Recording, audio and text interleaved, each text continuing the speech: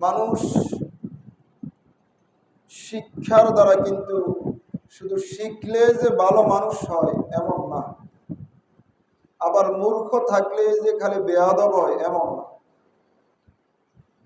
মানুষের ভিতরে যখন একটা জিনিস মানুষের অন্তরে স্থান পাবে,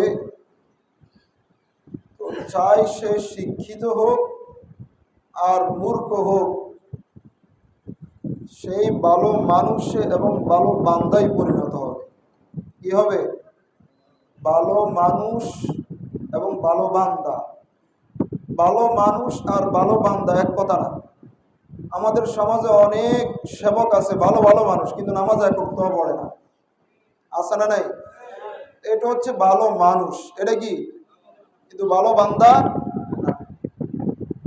আবার ভালো বান্দা আছে কিন্তু ভালো মানুষ নাই, নামাজ কালাম সব পড়ে কিন্তু মানুষের সাথে কোনো মিল নাই। এ হইল ভালো বান্দা, মগর মানুষের কাছে ভালো মানুষ। আর যেই বান্দাটা সমাজও অনেক ভালো ভালো চলার চেষ্টা করে, নীতি নৈতিকতা ভিতরে রাখে এবং আল্লাহর হুকুমগুলিও পালন করে, এই লোকটা ভালো বান্দা এবং ভালো মানুষ। এই লোকটা ভালো বান্দা এবং ভালো মানুষ। এখন কথা হলো, একটা মানুষ কখন ভালো বান্দা আর কখন ভালো মানুষে পরিণত হয়? ভালো বান্দা আর ভালো মানুষে কখন পরিণত হবে? শিক্ষার দ্বারা হয় না, অর্থের দ্বারাও হয় না, সম্ভ্রান্ত পরিবারের হওয়ার পরেও হয় না, ক্ষমতা থাকার পরেও হয় না, সাধারণ পাবলিক হিসেবে থাকার পরেও হয় না। হবে কখন?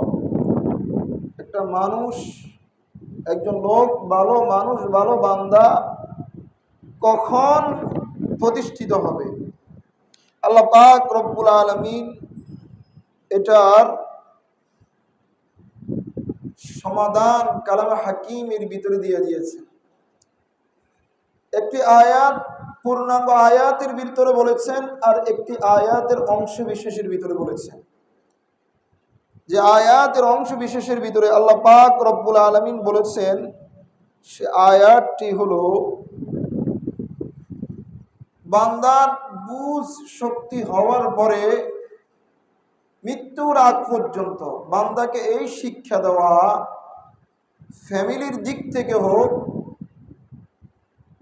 একাডেমিক শিক্ষার দিক থেকে হোক, অথবা সামাজিক শিক্ষার মাধ্যমে হোক, অথবা মানুষের সাথে চলাফেরার মাধ্যমে হোক, এই চিন্তাটা যদি কোনো বান্দার অন্তরে স্থান দিতে পারে যে আমি যেখানেই থাকি, যে অবস্থায় থাকি, যেটাই করি না কেন, আমার সাথে আমার রব আছেন, দেখতেছেন। আপনারা কি আমার কথা বুঝেন? সবাই বলে না। এই কথাটা কি বুঝেন?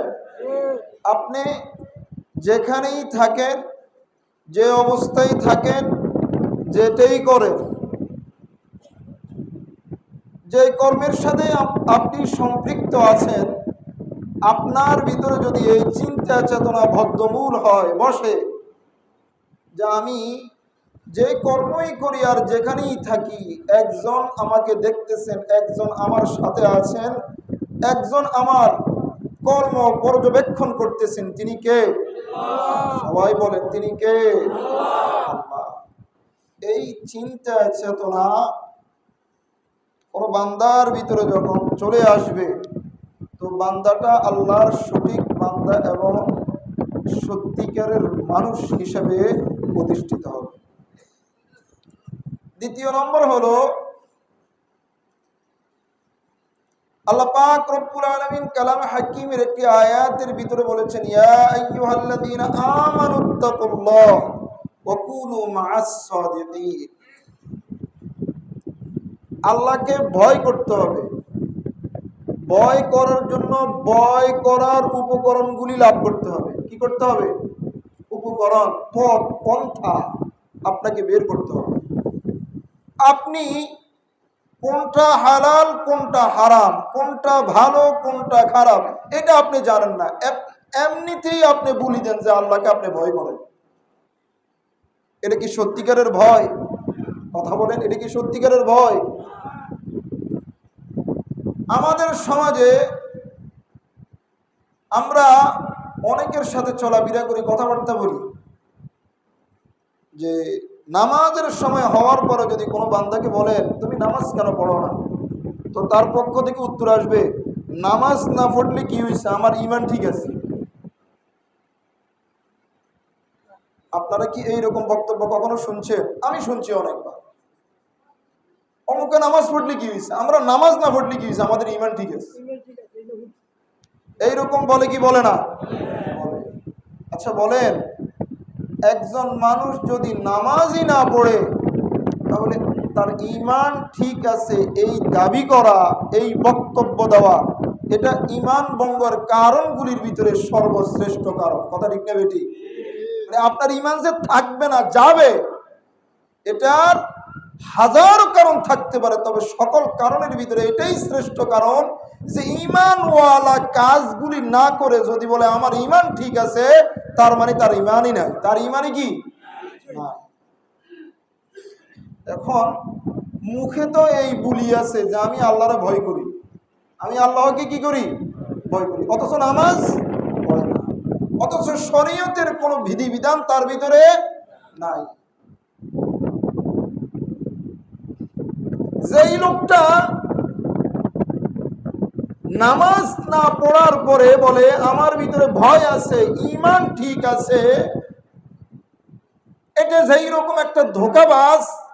শুধু ভয় আছে আমার ভিতরে, আমি আল্লাহকে ভয় করি, এই বুলি দিয়ে শরীয়তের গণ্ডির ভিতরে না থাকে, এই লোকটাও কিন্তু চূড়ান্ত পর্যায়ের ধোঁকাবাজ। কথা ঠিক না বেঠিক? ভয় আছে কিন্তু ভয়ের কোনো আলামত তার ব্যক্তিগত জীবনে, তার পারিবারিক জীবনে, তার সামাজিক রাষ্ট্রীয় জীবন কোথাও কিঞ্চিত পরিমাণ পাওয়া যায় না, কিন্তু সারাক্ষণ বলি ছাড়ে আমিও একজন সচ্চা মুসলমান, ইমানদার, আল্লাহকে ভয় করি। তো ভয়ের স্লোগান দেওয়ার পরে সত্যিকারের ভয় যদি আপনার ভিতরে আসতে হয়, তাহলে আল্লাহ পাক রব্বুল আলামিনের ঘোষণা হলো ওয়াকুনু মা'আস সাদিকিন, ওয়াকুনু মা'আস সাদিকিন। হে বান্দারা, সত্যিকারে যদি আমাকে ভয় করতেই হয় তো আমারে যারা ভয় করে এদের বন্ধু হয়ে যাও। সুবহানাল্লাহ বলেন। আমারে যারা ভয় করে এদের সাথী হয়ে যাও, এদের বন্ধু হয়ে যাও, এদের সংস্রবে থাকো, এদেরকে নিজের কাছে টেনে নাও, তাহলে তোমার ভিতরে ভয় চলে আসবে, ঈমানের আলামত তোমার ভিতরে চলে আসবে, ধর্ম কর্ম তোমার ভিতরে চলে আসবে। সারা জীবন যদি আপনি আপনার লাইফটাই ছিল আল্লাহ ওয়ালাদের বিরুদ্ধে ছাড়ো, আপনার লাইফটাই ছিল ওলামা বিদ্বেষী, আপনার লাইফটাই ছিল কোরআন বিদ্বেষী, আপনার লাইফটাই ছিল ইসলাম বিদ্বেষী, আপনার লাইফটাই ছিল ধর্ম বিদ্বেষী, মৌলবাদ বলে গালি দেওয়া, মোল্লা বলে গালি দেওয়া, পাঞ্জাবি টুপিয়াওয়ালা বলে গালি দেওয়া, আর আপনি যদি বলেন আপনি 70 রাকাত 80 রাকাত তাহাজ্জুদের নামাজ পড়েন, আপনার ভিতরে ঈমান আছে, আপনিও দিন ধর্ম পালন করেন, তাহলে আপনার চাইতে চূড়ান্ত পর্যায়ের ধোঁকাবাজ আল্লাহর জমিনে আর কেউ হতে পারে না। কথা ঠিক নেবে? ঠিক এটা না? এটা না? যার গোসলের ঠিক নাই, যার ওযুর ঠিক নাই, শরীয়তের কোনো পোশাকের ঠিক নাই, এ যদি বলে আমি দৈনিক 70 রাকাত 80 রাকাত তাহাজ্জুদের নামাজ পড়ি, তাহলে এটার চাইতে ধোঁকাবাজ আল্লাহর জমিনে আর কেউ হতে পারে না। ওই যে আলেম ওলামা আল্লাহ ওয়ালাদের সাথে কোন রকমের ভালো সম্পর্ক নাই, বরং সারাটা জীবন শুধু ইসলাম বিদ্বেষী কাজগুলো করেছে। কিভাবে আলেম ওলামাদেরকে, কিভাবে আল্লাহ ওয়ালাদেরকে, কিভাবে ভালো লোকগুলিকে অশান্তির ভিতরে রাখা যায়, কষ্টের ভিতরে রাখা যায়, যাদের মিশন এটার ভিতরে থাকে, এরা কখনো আল্লাহকে ভয় করতে পারে না আর ইমানদার হতে পারে না। এখন ভয় স্লোগান আছে, ঈমান নাই, আল্লাহ ওয়ালাদের সাথে নাই, পরিণাম কি হবে এদের? আল্লাহ পাক রব্বুল আলামিন কালামে হাকিমের ভিতরে বলেন ওয়ামান ইউহিনিল্লাহু ফামা লাহু মিন মুকরিম ইন্নাল্লাহা ইয়াফআলু মা ইয়াশা। রব্বুল আলামিন কালামে হাকিমের সূরা হজের আয়াতের অংশ বিশেষের ভিতরে বলেন, যেই ব্যক্তির ভিতরে দ্বীন নাই, যেই ব্যক্তির ভিতরে আমানতদারি নাই, যেই ব্যক্তির ভিতরে সাদাকাত নাই, যেই ব্যক্তির ভিতরে গুনাহের প্রতিযোগিতা, যেই ব্যক্তির ভিতরে কোরআন বিদ্বেষমূলক আচরণ, যেই ব্যক্তির ভিতরে ওলামা বিদ্বেষমূলক আচরণ, যেই ব্যক্তির ভিতরে কোরআন বিরোধী আচরণ, যেই ব্যক্তির বিরুদ্ধে রাষ্ট্রের খেয়ানতের আচরণ, যেই ব্যক্তির ভিতরে মানুষের হক মেরে দেওয়ার আচরণ, যেই ব্যক্তির ভিতরে মানুষের উপর নির্যাতন করার আক্রমণ, আল্লাহ পাক রব্বুল আলামিন বলেন, আমি আল্লাহ যেই কোনো মুহূর্তে যেই কোনো সময় তাকে এমন ভাবে বেইজ্জতি করব, ইজ্জত দেওয়ার কেউ থাকবে না। কথা ঠিক না বেঠি? কার কথা? আল্লাহর কথা। ওমাইয়ুহিনিল্লাহ, আল্লাহ যদি কাউকে বেইজ্জতি করে, আল্লাহ যদি কাউকে শাস্তি দিতে চায়, আল্লাহ যদি কারো ইজ্জত নিয়ে টানাটানি করে, তো ইজ্জত দেওয়ার আর কেউই বাকি থাকে না। থাকে? বলেন থাকে? আছে? আছে? নাই। ওমাইয়ুহিনিল্লাহু ফামা লাহু মিন মুকরিম। আল্লাহ পাক রব্বুল আলামিন বলছেন, আমি যদি বেইজ্জতি করি, ইজ্জত নিয়ে যদি আমি সিনেমিনি খেলি, তোমার সিনেমিনি খেলার একটা লিমিট আছে। তোমার ইজ্জত নিয়ে সিনেমিনি খেলার একটা লিমিট আছে। আমি আল্লাহ যদি কাউকে বেইজ্জতি করি, এটার কোনো লিমিট থাকবে না, লিমিট ক্রস করে ফেলবো আমি আল্লাহ। আল্লাহ। এই জন্য যেই কথাটা আমি আপনাদেরকে বুঝাতে চাচ্ছি, ওই যে ভয়, সবাই তো বলতো আমরা রাষ্ট্রের জন্য করি, আমরা আল্লাহকে ভয় করি, আমরা দ্বীনের জন্য করি, আমরা ইসলামের জন্য করি, এইরকম বলে সবাই দিত কি দিত না? কথা বলেন। এই স্লোগান সবার ভিতরে ছিল কি ছিল না? সাহাবাই কেরামের যুগেও এমন কিছু লোক ছিল, রসুলের যুগেও ছিল এমন। কোরআন অবতীর্ণ হয়ে আল্লাহ রসুলকে আল্লাহ পাক রব্বুল আলামিন অবহিত করেছেন, ওয়াইদা قيل لهم لا تفسدوا في الأرض قالوا إنما نحن مصلحون ألا إنهم هم المفسدون ولكن لا يشعرون।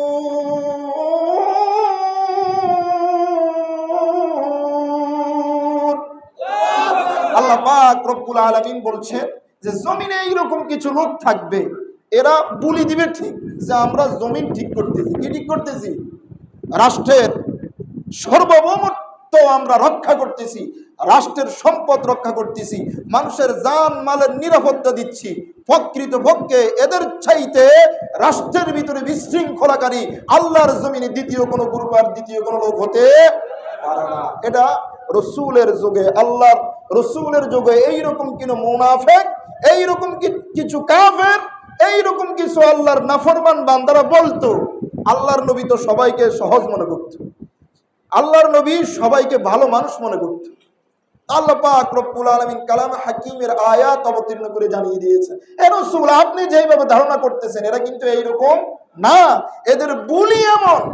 ওয়াইদা কিলা লাহুম লা তুফসিদু ফিল আরদ, সূরা বাকারার 2 পৃষ্ঠা। এগুলি তো আপনারা অনেকেই পারেন, এটার হাফেজ আপনারা অনেকেই। যে যখন তাদেরকে বলা হতো ওয়াইদা কিলা লাহুম, যখন তাদেরকে বলা হয় লা তুফসিদু ফিল আরদ, তোমরা জমিনে ফিতনা ফাসাদ সৃষ্টি করিও না, তো তারা বলতো কি যে আমরা ফিতনা ফাসাদ সৃষ্টি করি না, বরং আমরা জমিন ঠিক করি, জমিন সংশোধন করি। কিন্তু আল্লাহ পাক রব্বুল আলামিন বলছেন, হে রাসূল না না, আপনি তাদের বক্তব্য কখনো বিশ্বাস করবেন না, আপনাকে এরা ধোঁকা দিচ্ছে। আলা ইন্নাহুম হুমুল মুফসিদুনা ওয়ালাকিন লা ইয়াশউরুন, না, এরাই জমিনের ভিতরে ফিতনা ফাসাদ সৃষ্টি করতেছে, নৈরাজ্য সৃষ্টি করতেছে, মানুষের অধিকার নিয়ে ছিনিমিনি খেলতেছে, মানুষের জান মালের নিরাপত্তা দিচ্ছে না, মানুষের সম্পদগুলি গ্রাস করতেছে, আর ভালো করে বলে দিচ্ছে ওয়ালাকিন লা ইয়াশউরুন। কিন্তু তারা যে এমন করতেছে, তারা অর্থের লোভে, তারা দুনিয়ার চাকচিক্যের লোভে এমন যে করতেছে, এটাও তারা ভুলে গেছে। এটাও তারা কি ভুলে গেছে? কার কথা? একটু আওয়াজ দিয়ে বলেন, কার কথা? আল্লাহর কথা। এই জন্য আল্লাহ পাক রব্বুল আলামিন বলেন, কোন বান্দা যদি তার কথা এবং কাজে একসাথ করতে হয়, সুন্দরভাবে জীবনটা যাপন করতে হয়, লাইফ স্টাইল আল্লাহওয়ালা, আল্লাহর খাঁটি বান্দা হিসেবে সমাজের ভিতরে সত্যিকারের মানুষ হিসেবে যদি প্রতিষ্ঠিত করতে হয়, একটা বান্দা সকাল থেকে ঘুমন্ত হওয়ার আগ পর্যন্ত, নিদ্রায় যাওয়ার আগ পর্যন্ত যদি কোনো বান্দা চিন্তা করে ওয়াহুয়া মাআকুম আইনামা কুনতুম, আমি বান্দা যেখানেই পা রাখি, যে উদ্দেশ্যেই কথা বলি, যে উদ্দেশ্যে আমি কলম ধরি, পৃথিবীর সকল মানুষ আমাকে সিকিউরিটি গার্ড দেয়, আর আমি নির্জনেই করি না কেন, যেখানেই যেই কর্ম করব, যেখানে পা রাখবো, পৃথিবীর কেউ না জানো, একজন জানে, একজন হাজির আছে, তিনি কে? এই চিন্তা চেতনা যদি কোনো বান্দার অন্তর্বদ্ধমূল হয়ে যায়, সত্যিকারের বান্দায় প্রতিষ্ঠিত হবে, ভালো মানুষ হিসেবে প্রতিষ্ঠিত হবে, কোনো সন্দেহ থাকে না, কোনো সন্দেহ থাকে না। এখন প্রশ্ন হলো, আমরা অনেক সময় ধৈর্য হারা হয়ে যাই, এত অবিচার, এত অন্যায়, এত জুলুম, এত নিপীড়ন, এত কিছুর পরেও আল্লাহ কিছু কেন বলে না? আমাদের প্রশ্ন আছে না নাই? কথা বলে, আছে না নাই? এত কিছুর পরেও আল্লাহ দেখি কিছু বলে না, আল্লাহ কি দেখে না? এটা হলো আমাদের ভাষ্য, এটা হলো আমাদের প্রশ্ন। আছে না নাই? এই প্রশ্ন সবার ভিতরে আছে, ভালো লোকের ভিতরেও আছে, খারাপ লোকের ভিতরেও আছে, জওয়ান বুড়া বৃদ্ধ বৃদ্ধা সবার ভিতরে এত এত জুলুম করতেছে, আল্লাহ ধরে না কে? আল্লাহ দেখে না? আছে না নাই? এটার কোরআন হাদিস বহির্ভূত আগে আমি একটা উত্তর দিচ্ছি। আমরাও তো ভালো না, আমরাও কি না? আমরা কি ভালো? এই কারণে আল্লাহ বলছে, তুমি যেমন, তোমার জন্য আমি নির্ধারিত করব তেমন। এটা হলো এক উত্তর। দ্বিতীয় উত্তর হলো, যেটা কোরআন হাদিস সম্মত, সেটা হচ্ছেন আল্লাহ তাআলা বান্দাকে ছাড় দেন কিন্তু ছেড়ে দেন না। কি দেন? ছাড় দেন কিন্তু ছেড়ে দেন না। আল্লাহ তাআলা বান্দাকে কি দেন? ছাড় দেন কিন্তু ছেড়ে দেন। আমি আপনাদেরকে প্রায় একটি উদাহরণ দিই। যারা গুড়ি উড়ায় আকাশে, গুড়ি উড়ে না, গুড়ি গুড়ি, আমাদের নোয়াখালীর ভাষা আমরা এটারে গুনটি কই। কি কই? বইয়ের ভাষা হইলো কি? গুড়ি। বইয়ের ভাষায় কি? গুড়ি। গুড়ি যে আপনি আকাশে উড়ান, হাতে যেটা থাকে এটার নাম কি? নাড়াই। এটাই বলি আমরা, এটাই বলি নাড়াই। এটার ভিতরে যে সুতা থাকে, এক পর্যায়ে যখন আকাশের উপরের দিকে ঘুড়িটা উঠে, উঠার পরে হাওয়া ধরে। কি ধরে? হাওয়া। এখন আপনি টানলে আর আসতে চায় না, ঘুড়িটা শুধু একবার এদিকে যায়, আবার কি এদিকে যায়, এভাবে করে কি করে না, এইভাবে এইভাবে থাকে। এটা একবার এমনি করে, আবার কি এমনি করে, আর শুধু উপরের দিকে উঠতে থাকে। তো এক লেখক দার্শনিক লিখছে যে গুড়ি বলতেছে আমার লাট পায় কে? এত উপরে গেলাম আমি, কি বলে, আমার লাট পায় কে? এত উপরে উঠে গেলাম, আমার উপরে তো আর এখন কেউ নাই। কি বলে? আপনারা কি আমার কথা বুঝে? এত এত উপরে উঠলাম, আমার লাট পায় কে? এভাবে এভাবে করতেছে। তো যে গুড়ি উড়াচ্ছে, যার হাতে নাড়ায়, সে বলতেছে বাছা, নাড়াইল কিন্তু আমার হাতে, যখন এটারে বড়া শুরু করবে ধরা দিতে বাধ্য। ধরা দিতে কি? তো জমিনও আল্লাহ তাআলা এইভাবে ক্ষমতা দিয়ে, অর্থ দিয়ে, শক্তি দিয়ে মানুষকে ছেড়ে দেয় যে যা করার করো, কিন্তু আমি আল্লাহ যখন টান দিব, যত বড় শক্তিধর হোক, যত বড় ক্ষমতাধর হোক, আমার হাতে আবদ্ধ হতে বাধ্য এবং লাঞ্ছিত আর বঞ্চিত হতে বাধ্য। কথা ঠিক নেবে? ঠিক। এটাই আল্লাহর ধরা। এটা কার ধরা? আল্লাহর ধরা। কারণ আল্লাহর ধরা চূড়ান্ত পর্যায়ের ধরা। আল্লাহর ধরা কি? চূড়ান্ত পর্যায়ের। আমি আপনাদেরকে একটি ঘটনা শোনাচ্ছি। আমাদের রাষ্ট্র পরিচালনা করতে গেলেও এমপি মন্ত্রীদের তাদের যোগ্যতা অনুযায়ী কিন্তু দায়িত্ব দেওয়া হয়। অমুক আইনমন্ত্রী, অমুক বস্ত্রমন্ত্রী, অমুক অর্থমন্ত্রী, অমুক সেতুমন্ত্রী, এইভাবে এক একজনকে এক এক দায়িত্ব দেওয়া হয়। তার ভিতরে ওই যোগ্যতা থাকার কারণে যে এই ডিপার্টমেন্টটা সে কন্ট্রোল করতে পারবে, এটা তার ভিতরে এই যোগ্যতা কি আছে। শিল্পমন্ত্রী এক একজনকে, স্বরাষ্ট্রমন্ত্রী এক একজনকে এক এক দায়িত্ব দেওয়া হয়। ইসলামী যুগের একজন বাদশাহ ছিল, নাম ছিল সুলতান মাহমুদ গজনবী। নাম কি? সুলতান মাহমুদ গজনুর বাদশাহ, গজনুর বাদশাহ। মানুষ অনেক সময় অঞ্চল অনুযায়ী নামের সাথে অ্যাড করে লকব, যেমন আব্দুল খালেক শরীয়তপুরি, ঠিক না? এইভাবে অনেকে ফুলপুরি বিভিন্ন রকমের নাম অ্যাড করে তার অঞ্চল ভিত্তিতে। একজন বাদশাহ ছিল, বাদশার নাম ছিল সুলতান মাহমুদ। সুলতান মানে বাদশাহ। তখনের বাদশাদের নামের সাথে তাদের বাদশাহী উপাধি থাকতো সুলতান। আরবে এখনো আছে, আপনার ওমানের বাদশাকে সুলতান বলে, কি বলে? সুলতান। তো সুলতান মাহমুদ গজনবী, গজনুর বাদশাহ সুলতান মাহমুদ গজনবী এক রাত্রে সিভিল পোশাকে, সাধারণ পোশাকে, রাজার যে পোশাক, ওই পোশাক পরিধান না করে রাত্রের বেলা একটু প্রজাদের অবস্থা পর্যবেক্ষণ করার জন্য রাত্রিবেলা বের হয়েছে। দেখবেন বিশাল একটা পুষ্কুনি, এদিকে বলা হয়, বা পুকুর।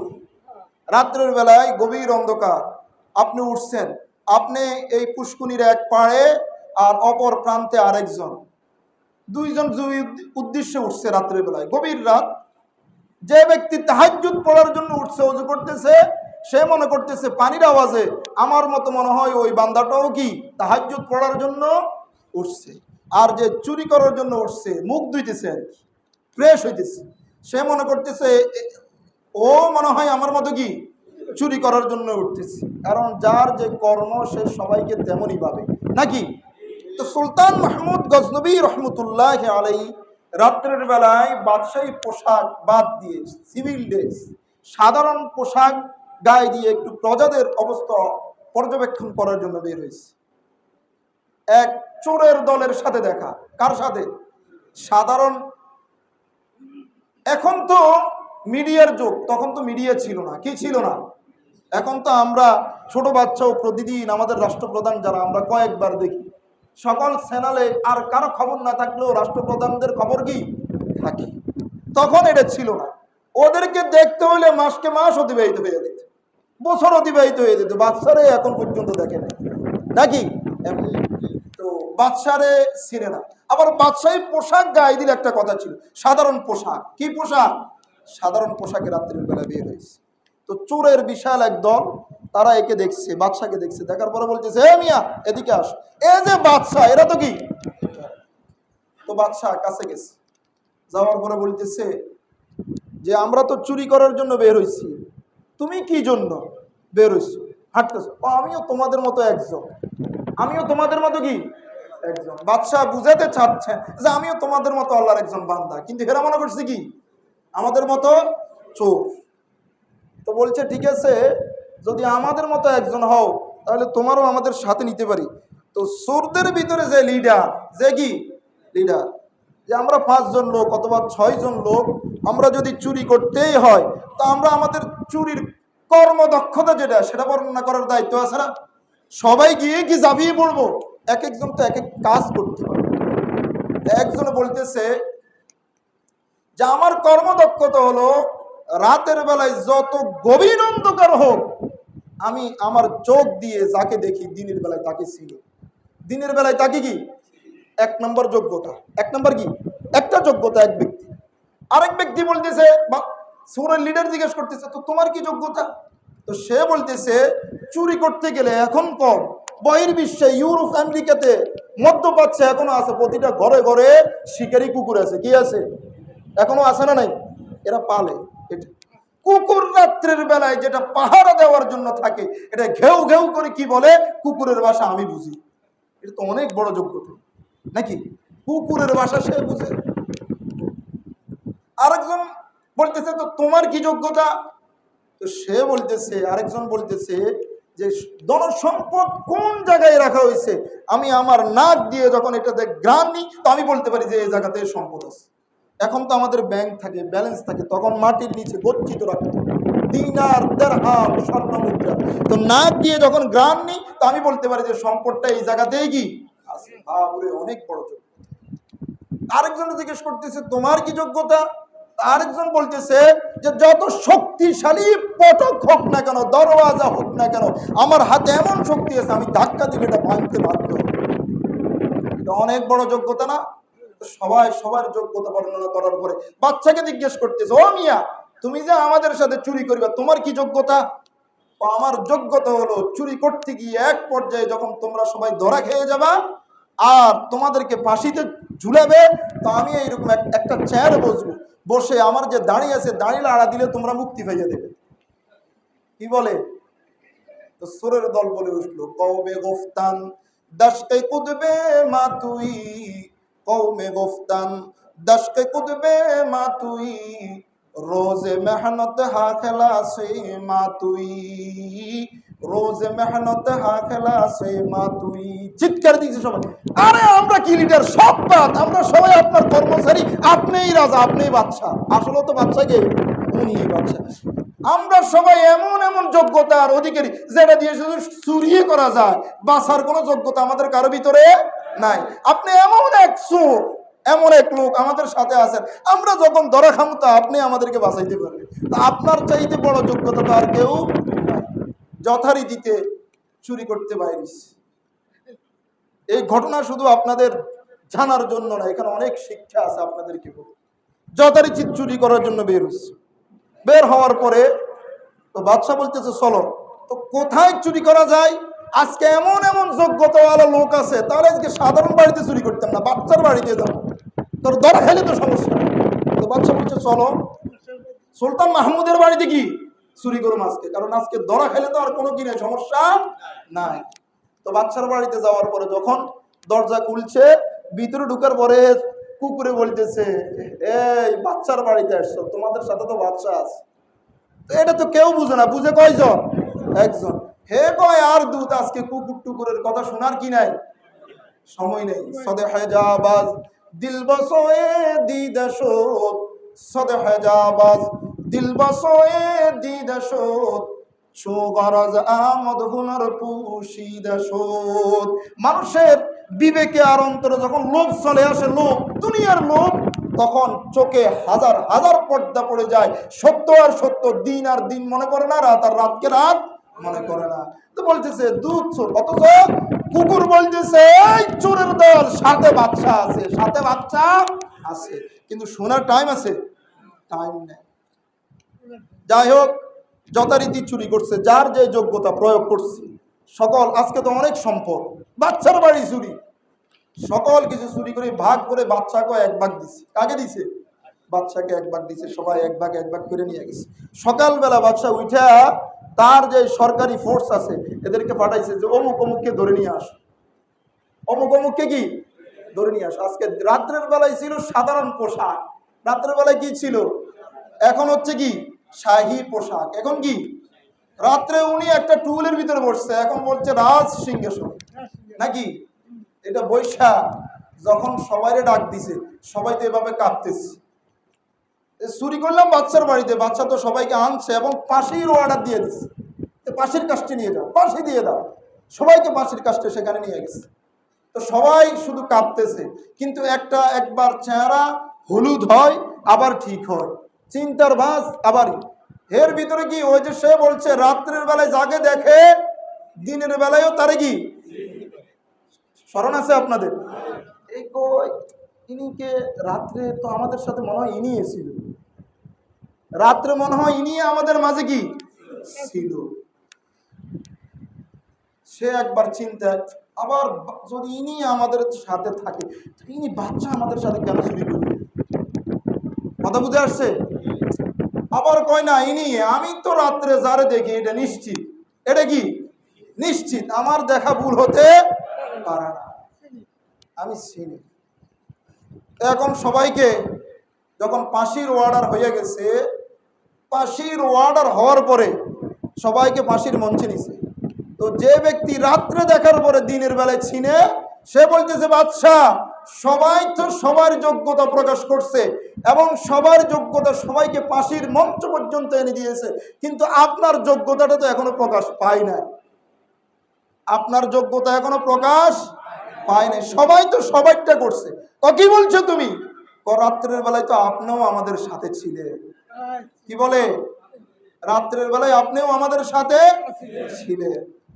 বাদশা ডাক দিয়ে বলে, ও চোরের দল, ঠিক আমি তোমাদের সাথে ছিলাম। আমার রাষ্ট্রের প্রজাগুলি কেমন কেমন তাদের আখলাক আর কেমন তাদের আচরণ, আমি তোমাদের সাথে ছিলাম। চুরির কাজে আমি সহযোগিতাও করলাম, আমি সব দেখলাম, কিন্তু কিছুই বলি নাই।